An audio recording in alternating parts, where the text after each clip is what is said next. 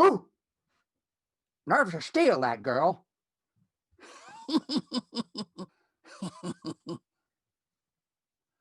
How the Grinch stole Christmas. Don't believe it. That's fake news. I didn't steal Christmas. I tried to steal it, but I didn't steal it. Greetings. I am the Grinch. The real story is how Christmas stole the Grinch. I am the Grinch who tried to steal Christmas, and I'm sorry. Yes, I am the Grinch, and I've gotten bad press, and rightly so, 'cause I was a mess. But I'm better today than I was yesterday because God touched my heart in a Whoverific way. How did he do it? Well, in Whoville, they say, it was Cindy Lou who saved the day. So listen to my story and get the straight scoop. And don't be fooled by that fake news poop. Take it away, Mr. Narrator. Every who, I'll just kind of be a closed caption Grinch over here in the corner somewhere. Every who, well, I may add a few details just to spice up the story. We wouldn't want our audience to get bored now, would we? May I continue? Yes, of course. Please. As I was saying, every who down in Whoville liked Christmas a lot. Ah, but the Grinch, who lived just north of Whoville, did not. In point of fact, the Grinch hated Christmas, the whole Christmas season. Now, please don't ask why. No one quite knows the reason. It could be his head wasn't screwed on just right. It could be, perhaps, that his shoes were too tight. But I think that the most likely reason of all may have been that his heart was two sizes too small. Max, fetch the horoscope. I've got to check my heart size.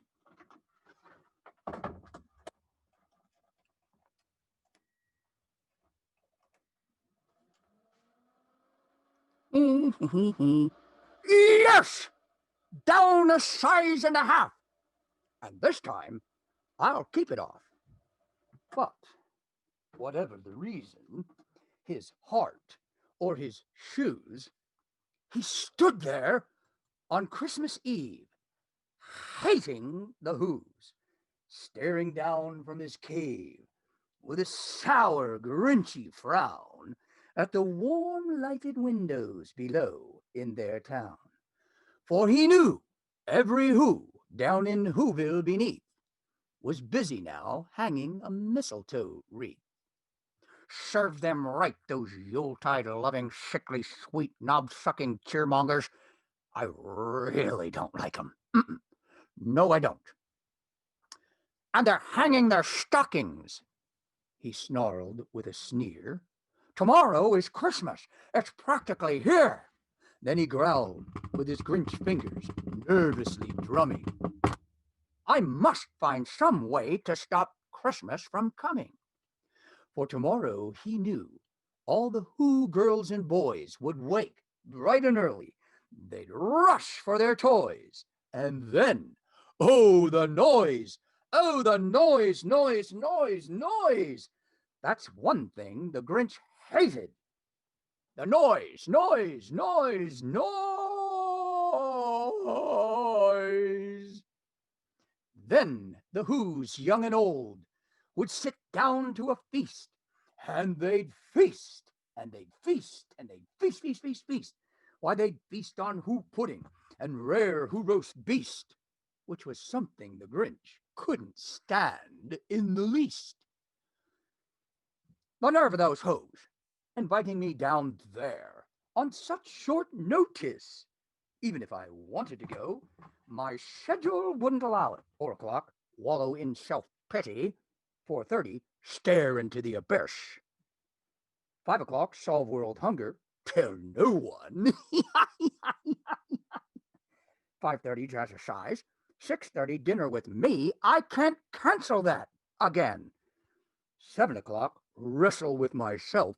Loathing. I'm booked. Of course, I could move loathing till 9 o'clock. That would still give me time to lie in bed, stare at the ceiling, and slip slowly into madness. But what would I wear? Then they'd do something he liked least of all. Every Who down in Whoville, the tall and the small, would stand close together with Christmas bells ringing. They'd stand hand in hand, and the Who's would start singing. And they'd sing, and they'd sing, and they'd sing, sing, sing, sing. Well, the more the Grinch thought of this Who Christmas sing, the more the Grinch thought, I must stop this whole thing. Why, for 53 years I'd put up with it now. I must stop this Christmas from coming. But how? Then he got an idea. Max, fetch my cloak. I've been much too tolerant of these Huberized delinquents and their victimless pranks. So they want to get to know me, eh? They want to spend a little quality time with the Grinch. Well, I guess I could use a little social distancing. Yes, he got an idea. An awful idea. The Grinch got a wonderful, awful idea. I know just what to do. The Grinch laughed in his throat, and he made a quick Santa Claus hat and a coat. Then he chuckled and clucked. What a great Grinchy trick! With this coat and this hat, I'll look just like Saint Nick. All I need is a reindeer. The Grinch looked around. But since reindeer are scarce, there was none to be found. Did that stop the old Grinch? No, the Grinch simply said, if I can't find a reindeer, I'll make one instead. So he called his dog Max. Oh, Max!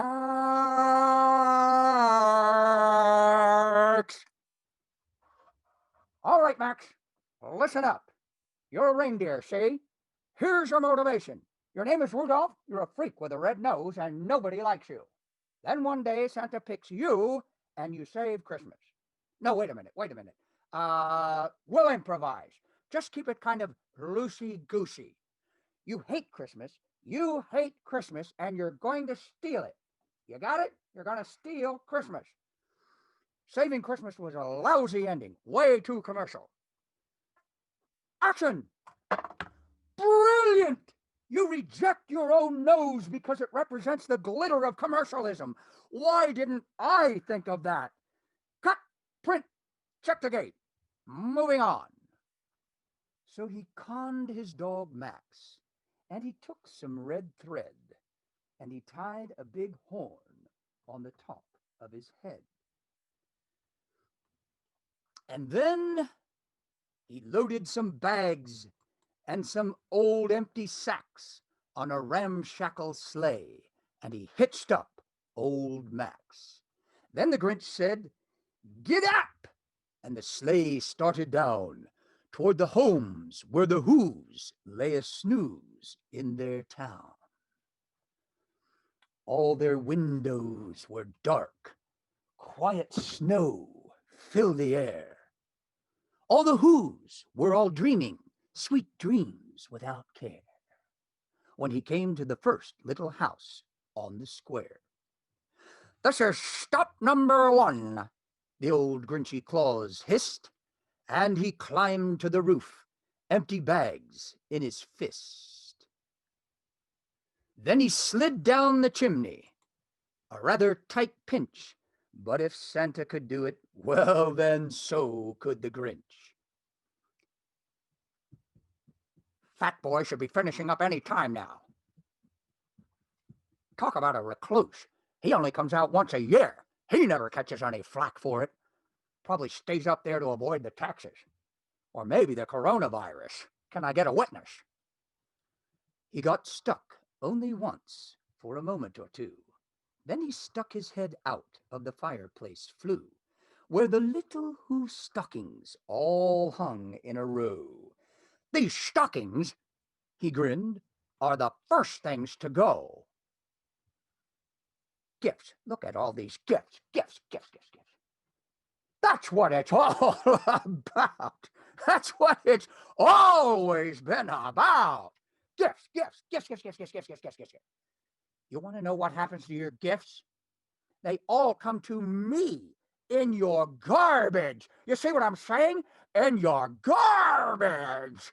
I could hang myself with all those bad Christmas neckties I found at the dump. And the avarice never ends. Look, I don't want to make waves, but this whole Christmas season is stupid. Then he slithered and slunk, with a smile most unpleasant, around the whole room, and he took every present. Popguns and bicycles, roller skates, drums, checkerboards, tricycles, popcorn and plums, and he stuffed them in bags. Then the Grinch, very nimbly, stuffed all the bags, one by one, up the chimbley. Then he slunk to the icebox. He took the Who's feast. He took the Who pudding. He took the roast beast. He cleaned out that icebox as quick as a flash. Why, that Grinch even took their last can of Who hash. Then he stuffed all the food up the chimney with glee. And now, grinned the Grinch, I will stuff up this tree. And the Grinch grabbed the tree, and he started to shove, when he heard a small coo, like the sound of a dove. He turned around fast, and he saw a small Who, little Cindy Lou who was not more than 2. The Grinch had been caught by this tiny Who daughter, who'd got out of bed for a cup of cold water. She stared at the Grinch and said, "Santa Claus, why? Why are you taking our Christmas tree? Why?" But you know that old Grinch was so smart and so slick. He thought up a lie, and he thought it up quick. "Why, my sweet little tot," the fake Santa Claus lied, "there's a light on this tree that won't light on one side. So I'm taking it home to my workshop, my dear. I'll fix it up there, then I'll bring it back here." And his fib fooled the child. Then he patted her head, and he got her a drink, and he sent her to bed. And when Cindy Lou Who went to bed with her cup, he, me? Yes, you, went to the chimney and stuffed the tree up. Oh my goodness, did I do that? Did I really do that? Yes, I'm afraid you did. Then the last thing he took was the log for their fire. Then he went up the chimney himself, the old liar. On their walls he left nothing but hooks and some wire. And the one speck of food that he left in the house was a crumb that was even too small for a mouse. And then he did the same thing to the other Whose houses, leaving crumbs much too small for the other Who's mouses. It was dawn. All the Who's still abed. All the Who's still a snooze. When he packed up his sled, packed it up with their presents, the ribbons, the wrappings, the tags and the tinsel, the trimmings, the trappings. 3,000 feet up the side of Mount Crumpet, he rode with his load to the tip-top to dump it. Po-po to the hose, he was Grinchishly humming. They're finding out now no Christmas is coming. They're just waking up. I know just what they'll do. Their mouths will hang open a moment or two. Then the Who's down in Whoville will all cry, boo-hoo. That's a noise, grinned the Grinch, that I simply must hear. So he paused, and the Grinch put his hand to his ear, and he did hear a sound rising over the snow. It started in low, then it started to grow. But the sound wasn't sad. Why, this sound sounded merry. It couldn't be so, but it was merry, very. He stared down at Whoville. The Grinch popped his eyes, and then he shook. What he saw was a shocking surprise. Every Who down in Whoville, the tall and the small, was singing without any presents at all. He hadn't stopped Christmas from coming. It came. Somehow or other, it came just the same. And the Grinch, with his Grinch feet ice cold in the snow, stood puzzling and puzzling. How could it be so? It came without ribbons. It came without tags. It came without packages, boxes, or bags. And he puzzled 3 hours till his puzzler was sore. Then the Grinch thought of something that he hadn't before. Maybe Christmas, he thought, doesn't come from a store. Maybe Christmas, perhaps, means a little bit more. What happened then? Well, Mr. Grinch, before I finish the story, why don't you tell our audience what really changed your heart? Yes, I'd love to. You see, I've always been this odd green hue. That's why some people treated me like poo. So I got mad, not at some, but everybody. Even Cindy Lou, who, truth is, I tried to scare the bejeebers out of her, but she just wouldn't scare. Kept telling me she was in God's care.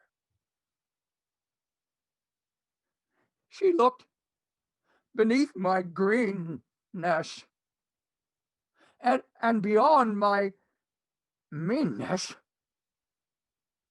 She cast out the beast in me, and that little Cindy Lou Who, brought out the best in me because she loved me for who I am, not for what I look like or what I do. She showed me that Christmas really is about gifts. Oh, not the gift of things.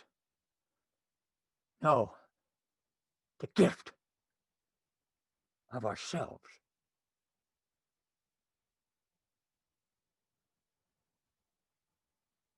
And now, Mr. Narrator, give them the rest of the story. Well, in Whoville, they say, the Grinch's small heart grew 3 sizes that day. And the minute his heart didn't feel quite so tight, he whizzed with his load through the bright morning light, and he brought back the toys and the food for the feast. And he himself, the Grinch, carved the roast beast. And now, dear friends, if you forget everything else in the Grinch's story, always remember there truly is more joy in giving than getting. The greatest gift we can ever give is the gift of ourselves.